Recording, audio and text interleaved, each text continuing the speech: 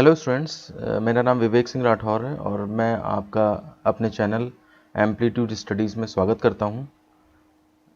इस वीडियो में हम सार्थक की जो मैथ्स की बुक है अप्लाइड मैथ्स थर्ड की, जो कि यूपी पॉलिटेक्निक के थर्ड सेमेस्टर के सभी ब्रांच में चलती है, उसके जो पहला चैप्टर है मैट्रिसेस, उसकी जो पहली एक्सरसाइज एक ही एक्सरसाइज है उस चैप्टर में 1.1, उसके कुछ क्वेश्चन सॉल्व करेंगे। पिछले वीडियोस में हम क्वेश्चन नंबर 15 तक सॉल्व कर चुके हैं और इस वीडियो में हम क्वेश्चन नंबर 16 से लेकर के क्वेश्चन नंबर 23 तक सॉल्व करेंगे। और मुझे उम्मीद है आपको क्वेश्चंस पूरी तरह से समझ में आ जाएंगे। और फिर भी अगर आपको कोई दिक्कत होती है तो आप हमसे वीडियो के कमेंट बॉक्स में पूछ सकते हैं। तो आइए शुरू करते हैं हम आज का वीडियो। आइए सबसे पहले चलते हैं हम क्वेश्चन नंबर 16 पे। ये आपको स्क्रीन पर नीचे दिख भी रहा होगा। और क्वेश्चन नंबर 16 में है, यदि F X equal to X square minus 5x plus 6, ये एक फंक्शन दे रखा है, तो आपको एफ ए क्वेश्चन मार्क करना है, मतलब एफ ए निकालना है। कहने का मतलब है एक्स की जगह पर क्या पुट किया गया है, एक्स की जगह पर ए पुट किया गया है, लेकिन ए कोई नंबर नहीं है, उसके लिए नीचे दिया है if A equal to this matrix. कहने का मतलब है इस फंक्शन में आपको नंबर न पुट करके एक मैट्रिक्स पुट करनी है और फिर एफ ए की वैल्यू जो आएगी सॉल्व होके वो आंसर होगा आपका। तो देखिए सबसे पहले तो हम सिम्बॉलिकली लिख लेते हैं कि F X equal to X square something है, तो एफ ए इक्वल टू कितना होगा, तो एफ ए इक्वल टू में एक्स की जगह पर ए पुट हो जाएगा, तो A square minus 5a plus 6i। F A की वैल्यू जो निकालनी थी वो एक्चुअली इतनी होगी। अब देखिए जब मैट्रिक्स फॉर्म में आप लिख रहे हो, मैट्रिक्स पुट कर रहे हो, यहाँ पे एक्स स्क्वायर की जगह ए स्क्वायर आ गया, 5x एक्स की जगह ए आ गया, तो ये दो मैट्रिक्स अगर हैं तो तीसरा भी नंबर नहीं हो सकता, वो भी मैट्रिक्स होनी चाहिए। इसलिए हमें 6 के साथ आई अपने आप लगाना पड़ेगा उसको मैट्रिक्स में कन्वर्ट करने के लिए। तो हमने आई, अब ए आपका 3/3 का मैट्रिक्स है तो आई भी आपकी 3/3 की यूनिट मैट्रिक्स हो जाएगी, और जहां पर ए की वैल्यू इतनी दी जा रही है। तो इसका मतलब यह है कि अगर हमें एफ ए निकालना है तो हमें ये एक्सप्रेशन निकालना पड़ेगा, और ये एक्सप्रेशन तब निकलेगा जब आप पहले ए स्क्वायर निकालो, 5a निकालो, 6i निकालो, इनकी अलग अलग वैल्यू निकालते हैं और इसी में पुट कर देते हैं। और अगर आप एक साथ भी करना चाहते हो तब भी आपको ए स्क्वायर तो अलग निकालना ही पड़ेगा, तो बेटर है कि हम तीनों ही अलग निकाल के लास्ट में फाइनली फिर पुट कर दें इसमें। तो सबसे पहले देखिए ए स्क्वायर निकाला गया है, ए स्क्वायर आपका कितना होगा, ए स्क्वायर इक्वल टू लिखना चाहिए था पहले यहाँ पे इज इक्वल टू, तो ए इंटू ए आपने दो बार मैट्रिक्स लिखी और उसका मल्टीप्लाई कर दिया। वही तरीका है मल्टीप्लाई का, आप वीडियो पॉज करके इसको नोट कर सकते हैं या फिर आप अपना प्रैक्टिस करें, वो ज़्यादा बेटर है। और आपका जो ए स्क्वायर है वो निकल आया। इसके बाद देखिए हमें क्या निकालना था, इसके बाद हमें 5a चाहिए ये। तो क्या किया हमने, 5a कैसे निकलेगा, तो 5 मल्टीप्लाइड बाई मैट्रिक्स दी है, आपने 5 से हर एक एलिमेंट में मल्टीप्लाई किया, सारे एलिमेंट जितने भी हैं 9 एलिमेंट सब में मल्टीप्लाई करेंगे और 5a निकल आएगा। इसके बाद 6i तीसरा पार्ट था, वो 6i निकाला तो 6i निकल गया। अब इन सब की वैल्यू जो है हम इक्वेशन नंबर फर्स्ट में रख देंगे। तो इक्वेशन नंबर फर्स्ट में जब हमने रखा, देखिए अब यहाँ पर लैंग्वेज में फिर थोड़ी सी प्रॉब्लम है। इक्वेशन अगर है आपके पास कोई तो उसमें इक्वल टू का साइन ज़रूर होना चाहिए, ई क्यू इक्वल टू का साइन ज़रूर होगा, तो आप यहाँ पर इनको लिखना चाहिए था इज इक्वल टू और लेफ्ट साइड में एफ ए लिखते, ठीक है ना। एफ ए इक्वल टू चल रहा है और राइट साइड में आप वैल्यूज़ रख दोगे। तो ये आपने ए स्क्वायर की रख दी, माइनस फिर बीच में साइन था, फिर जो भी था ये क्या कहते हैं 5a था, फिर 5a की वैल्यू डाल दी और 6i की वैल्यू यहाँ डाल दी। तीनों वैल्यूज़ आपकी पुट हो गई। आपके पास ये दो मैट्रिक्स प्लस की हैं तो पहले आप चाहो तो प्लस कर लिया यहाँ पे, और माइनस में ये है, फिर आपने इंडिविजुअल एलिमेंट सब्ट्रैक्ट कर दिए तो आपके पास ये आंसर आ जाएगा। तो इस तरह से ये क्वेश्चन नंबर 16 हमारा कंप्लीट होता है। बहुत आसान क्वेश्चन था, बस आपको शुरू में थोड़ा सा ये देखना था कि ए की वैल्यू पुट करके ये फंक्शन आएगा और उसके बाद एक्सप्रेशन इस तरह का हो जाएगा, और 6 में आई लगाना ये आपके पास एक्स्ट्रा काम था जो सोचना था आपने। आइए अब चलते हैं क्वेश्चन नंबर 17 पे। आपको इतनी स्क्रीन पे नीचे दिख रहा होगा, बुक में किस तरह से दिखता है वो आप देख लिया करिए नीचे स्क्रीन पे। तो क्वेश्चन है कि शो करिए कि A square minus 5a plus 7i equal to 0। आपको एक इक्वेशन दी हुई है और इसका सॉल्यूशन ए होगा।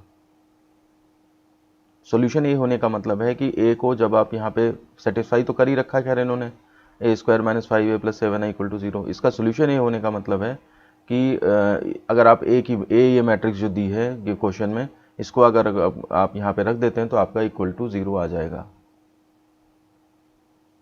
ठीक है, वैसे ही इसको इस तरीके से क्वेश्चन पूछना चाहिए था कि X square minus 5x plus 7 equal to 0 का हल ए होगा। तो हम ए पुट करते, आई अपने आप लगाते, जैसे पिछले क्वेश्चन में किया है, क्वेश्चन नंबर 16 में। तो उस केस में सॉल्यूशन होगा तो यानी कि इज इक्वल टू 0 आ जाता। तो बहरहाल कोई बात नहीं, आपको जिस फॉर्म में दिया है आपको ए सेटिस्फाई करा के दे दिया तो बहुत अच्छी बात है। क्वेश्चन नंबर 16 में जो एक स्टेप हमको शुरू में करना पड़ा वो चीज़ यहाँ पे इन्होंने करके दे दी है। तो अब हम क्या करेंगे, ए लेफ्ट साइड में जितने भी टर्म है सबकी वैल्यू निकालेंगे और पुट करेंगे तो 0 आ जाएगा। तो हम क्या करेंगे, ए स्क्वायर पहले निकाला तो ए इंटू ए, देखिए 2/2 के मैट्रिक्स है तो काम हमारे थोड़े आसान हो जाएंगे। उसके बाद आपको -5a चाहिए तो 5a माइनस बाद में रखने पर लगा देंगे, 5a निकाल लिया, 5 इंटू ए, ये भी बड़े आसानी से हो गया। देखिए 3/3 में 9 एलिमेंट्स होते हैं, 2/2 में 4, तो आपके 5 स्टेप्स तो वैसे ही कम हो जाते हैं किसी क्वेश्चन के, अगर हम 2/2 की मैट्रिक्स ले लें तो। और उसके बाद +7i, तो 7i में 7 इंटू और ये यूनिटरी मैट्रिक्स, तो ये आपने कहा इस 7i आ गया। अब क्या करेंगे, नाउ ठीक है, नाउ आप कायदे में यहाँ पे LHS ऑफ गिवन इक्वेशन लीजिए। LHS ऑफ गिवन इक्वेशन मतलब केवल इतना लीजिए, ठीक है ना, और ये 0 अभी मत लिखिए यहाँ पे।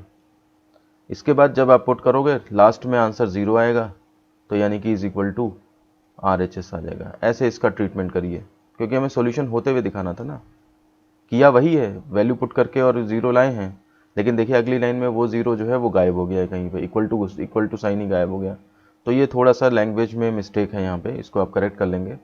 तो जब तीनों वैल्यू आ गई हैं, नाउ आपने LHS ऑफ गिवन इक्वेशन लिया, ए square minus 5a plus 7i, यहाँ पे आप लिख दोगे, चाहे इनकी values equation number first second third डाल दो।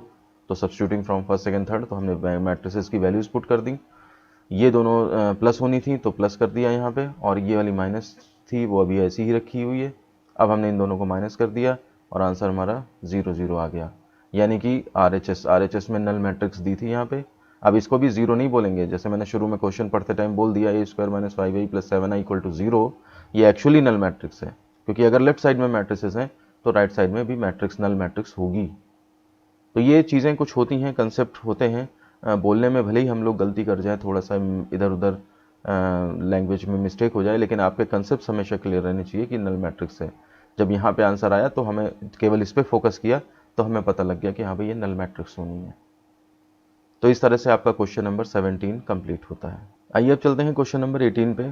क्वेश्चन नंबर 18 में क्या दिया है आप अपनी स्क्रीन पे नीचे देख सकते हैं, बुक में कैसा दिया हुआ है कि A इक्वल टू एक मैट्रिक्स है, B इक्वल टू दूसरी मैट्रिक्स है 3/3 की। तो इनका पूछना है show that first part A plus B का डैश, डैश मतलब ट्रांसपोज जिसे बोलते हैं, मतलब आप टोटल सम कर लीजिए और फिर ट्रांसपोज लीजिए, is equal to A dash plus B dash means individual transpose के सम के बराबर है। एक्चुअली ट्रांसपोज मैट्रिक्स यानी कि परिवर्त अवयव का ये गुण होता है, प्रॉपर्टी होती है कि सम का ट्रांसपोज करो तो वो इंडिविजुअल ट्रांसपोजेस के सम के बराबर होता है। तो इसी प्रॉपर्टी को वेरीफाई करके आपको दिखाना है। आप एक बार लेफ्ट साइड कैलकुलेट करोगे, आप एक बार राइट साइड कैलकुलेट करोगे और वो टोटल इक्वल आ जाएंगे, तो इक्वल मैट्रिसेस आ जाएंगी। दूसरा है A माइनस बी का dash is equal to A dash minus B dash, means आप A माइनस बी पहले सब्ट्रैक्ट कर लें फिर आप उसका ट्रांसपोज लें, या फिर इंडिविजुअल मैट्रिसेस का ट्रांसपोज लेकर के उसको माइनस कर दें तो भी बात बराबर रहती है। ये दोनों प्रॉपर्टी परिवर्तावयव में मैं पढ़ा चुका हूँ, आप अगर चाहें तो वीडियो देख सकते हैं वो वाला, और हमें आज उसको वेरीफाई करना है एक्सरसाइज में। इसीलिए मैं कहता हूँ कि वो थ्योरी जो है पूरे चैप्टर की वो काफ़ी टाइम कंज्यूम करेगी आपका। आप उसमें जितना प्रैक्टिस करेंगे, जितने नोट्स बनाएंगे, लिख के देखेंगे एक बार, तो आपके पास वो डेफिनेशंस हमेशा के लिए क्लियर हो जाएंगी। और प्रॉपर्टीज़ का यूज़ देखिए इस तरह से हो रहा है। तो हमने सबसे पहले क्या किया कि A डैश बी डैश की ज़रूरत पड़नी है, तो हमने A डैश बी डैश पहले ही निकाल लिए। क्या तरीका होता है, पहली रो है वो आपका क्या बन जाएगा, पहला कॉलम। देखिए 1 1 3 था तो 1 1 3 यहाँ आ गया। दूसरी रो आपकी क्या होगी, दूसरा कॉलम बनेगी, 3 2 1 है तो 3 2 1 हो गया यहाँ। 4 3 5 है अगर तीसरी रो, तो 4 3 5 ये तीसरी रो यहाँ पे हो जाएगी। ऐसे ही आप बी का भी परिवर्तन लेंगे, दोनों आपने ले लिए। अब फर्स्ट पार्ट पे आ जाते हैं, A प्लस बी का डैश, तो ठीक है फर्स्ट पार्ट में पहले हमने A प्लस बी किया, ये आया, इसका डैश लिया, यानी कि वही रो को कॉलम से इंटरचेंज कर दिया तीनों को। तो A प्लस बी का डैश तो ये आ गया है, इसको आप चाहो तो इक्वेशन नंबर फर्स्ट डाल दो। अब आपने क्या किया, ए डैश प्लस बी डैश इसके बराबर होता है, ये प्रूफ करना है, तो ए डैश बी डैश ऊपर ले आए थे, उनका टोटल किया तो वो भी देखिए इसके बराबर ही आ गया। इसको इक्वेशन नंबर सेकंड डाल दीजिए, तो फ्रॉम फर्स्ट सेकंड ऐसे लिख दीजिए लैंग्वेज, मैं बोले दे रहा हूँ, आप लिख दीजिए, लिखने में दिक प्रॉब्लम होगी मुझे। तो from first and second we see that, हमने देखा, क्या देखा कि राइट साइड बराबर है, इसका मतलब लेफ्ट साइड भी बराबर होंगे। मतलब कहने का है A plus B dash is equal to A dash plus B dash. जो वर्किंग आपके माइंड में चल रही है वो आपके क्वेश्चन की लैंग्वेज में आनी चाहिए। इससे ये होता है कि जब हम दोबारा अपने ही नोट्स पढ़ते हैं तो हमें पूरा एक कहानी की तरह, पूरे एक स्टोरी की तरह क्वेश्चन चलता चला जाता है, सारे पॉइंट्स इधर से उधर कैसे क्या हुआ सब क्लियर होता चला जाता है। तो इसलिए लैंग्वेज पे आप लोग बहुत ध्यान दिया करिए। जहाँ पर भी मैं इनकी लैंग्वेज में सुधार करता हूँ, अमित की लैंग्वेज में, तो आप जो है वो सुधार सहित नोट करा करिए। अब इसके बाद दूसरे पार्ट में चलते हैं। ए माइनस बी का डैश प्रूफ करना था हमें, तो ए माइनस बी निकाला हमने, ठीक है, इंडिविजुअल एलिमेंट सब्ट्रैक्ट कर दिए, फिर इसका डैश निकाला, तो रो को कॉलम से इंटरचेंज करा, ये मैट्रिक्स आ गई। अब A dash minus B dash, अब पहले ही ए डैश बाई डैश निकाल लिए थे, उनकी वैल्यू रखी, तो A dash B minus B dash आपका ये इतना आ गया।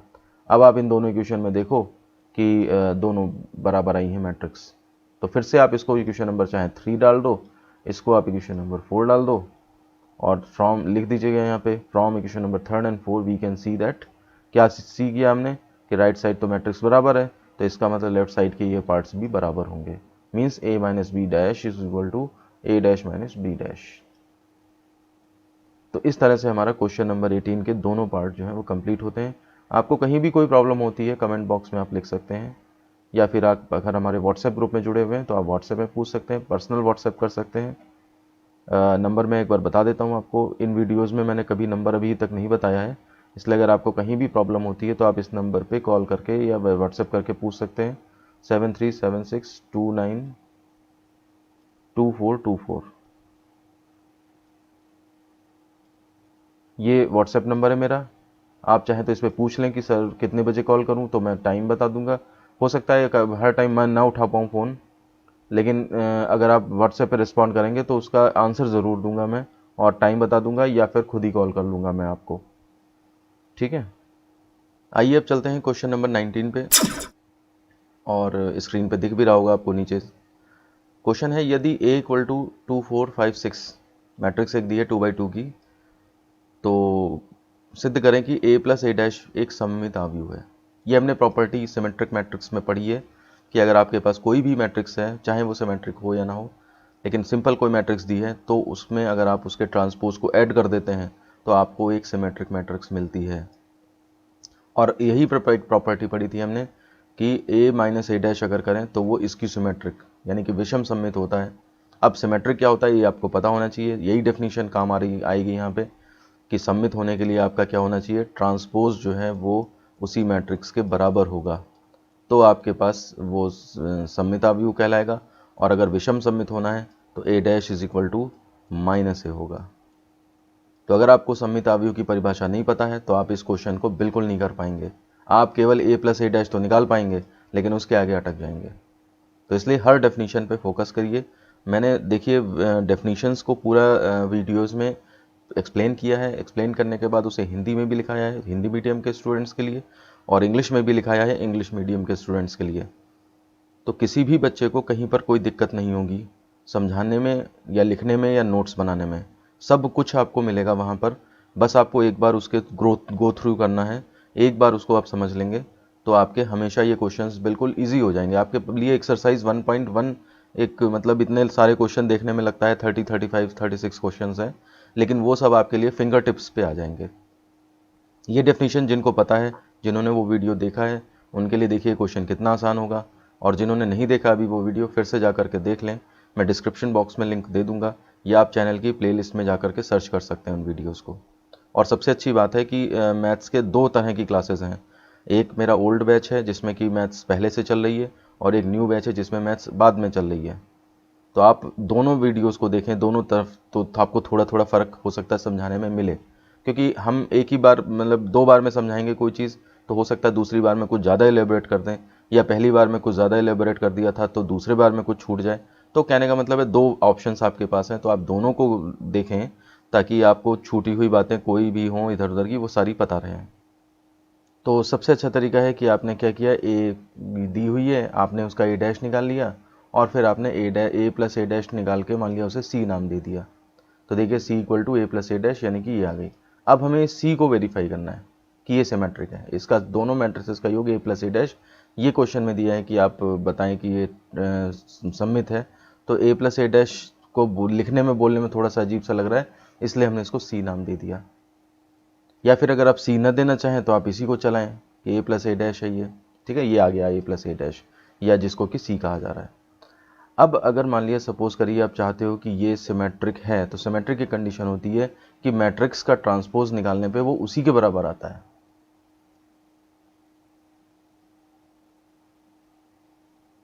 ठीक है, तो ये कंडीशन आपको यहाँ पे वेरीफाई करके दिखानी होगी। तो हमने क्या किया, नाउ सी डैश निकाला हमने, और सी डैश जब निकाला तो रो को जब कॉलम से इंटरचेंज किया, इस रो को इस कॉलम से इंटरचेंज किया, तो उस केस में जो है वो देखिए वही मैट्रिक्स आ रही है, 4 9 4 9 फिर से 9 12 9 12 फिर से। तो यानी कि किसी मैट्रिक्स का ट्रांसपोज उसी मैट्रिक्स के बराबर है। यहाँ पर आपका ए प्लस ए डैश का ट्रांसपोज उसी मैट्रिक्स जो ए प्लस ए डैश थी उसके बराबर है, इसलिए हमारे पास जो सी मैट्रिक्स है ये जो आई है C dash is equal to C है, इसलिए ये सममित आव्यूह होगा।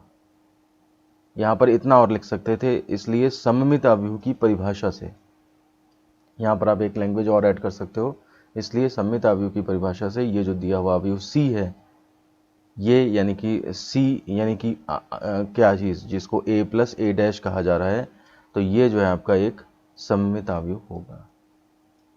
तो सिंपल सा क्वेश्चन था, बस लिखने में थोड़ा सा ये था कि आपको पहले ए प्लस ए डैश निकालना था, ए प्लस ए डैश निकालने के बाद फिर उसे सिमेट्रिक करके दिखाना था, यानी कि उसका डैश उसी के बराबर होगा, उसका ट्रांसपोज उसी के बराबर होगा। तो सिंपल सा क्वेश्चन है, कोई भी प्रॉब्लम होगी आप हमसे पूछ सकते हैं। अच्छा, इसके बाद हम चलते हैं क्वेश्चन नंबर 20 पर।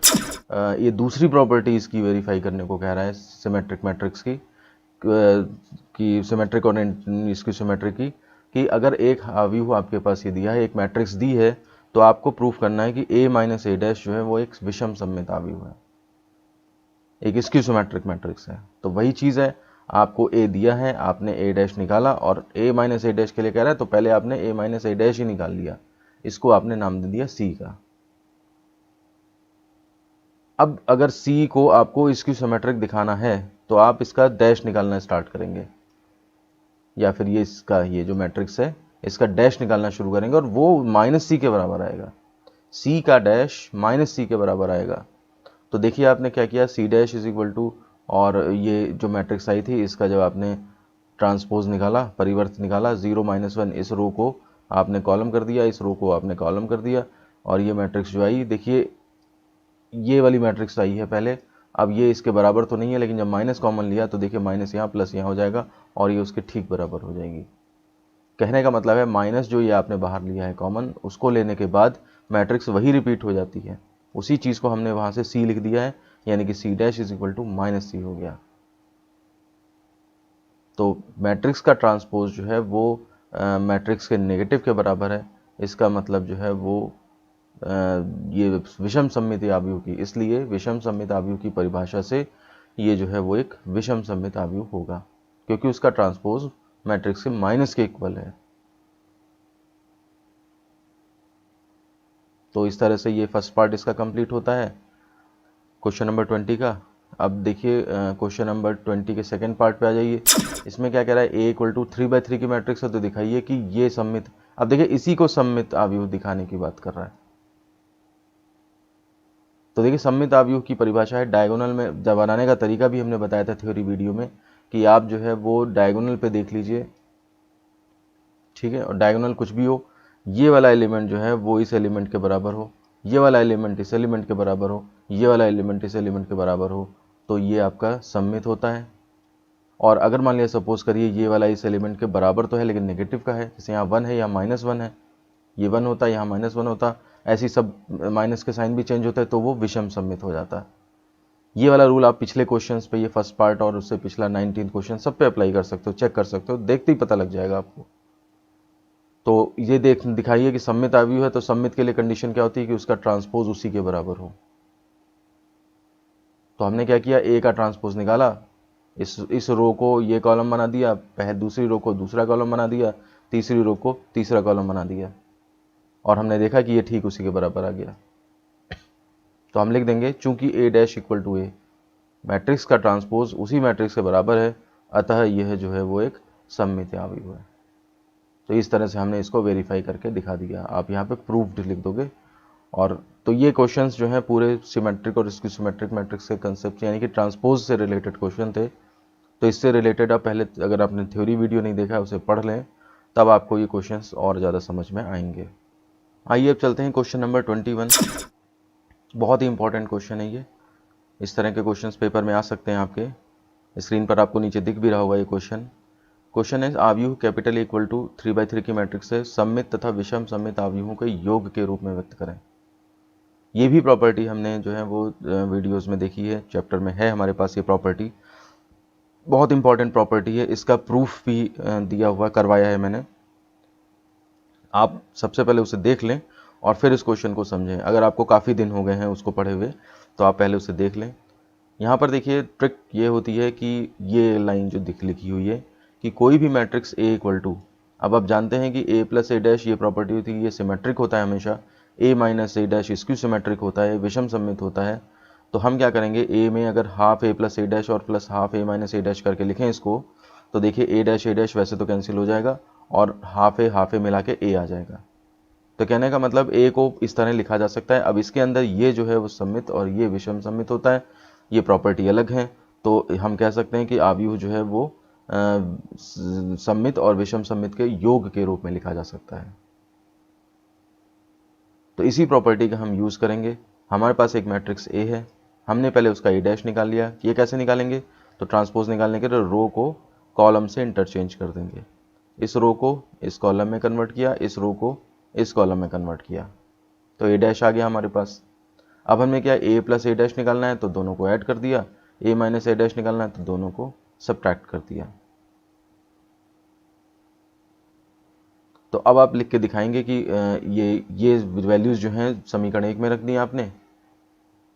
तो A इक्वल टू हाफ, और ये matrix A plus A dash रख दी, प्लस हाफ ये मैट्रिक्स आपने A माइनस A डैश रख दी। तो बस आप इसको इतना ही यहाँ पे छोड़ देंगे और लिख देंगे कि यहाँ पर ये वाली मैट्रिक्स जो है वह सिमेट्रिक है और ये वाली मैट्रिक्स आपकी स्क्यू सिमेट्रिक है, विषम सममित है। अतः दिए गए आव्यूह को एक सममित और एक विषम सममित आव्यूहों के रूप में, योग के रूप में लिखा जा सकता है। ये सारी लैंग्वेज आपको यहाँ पर लिखनी पड़ेगी। और फिर आप ये आंसर नहीं लिखोगे, इसको लिखोगे प्रूफ्ड।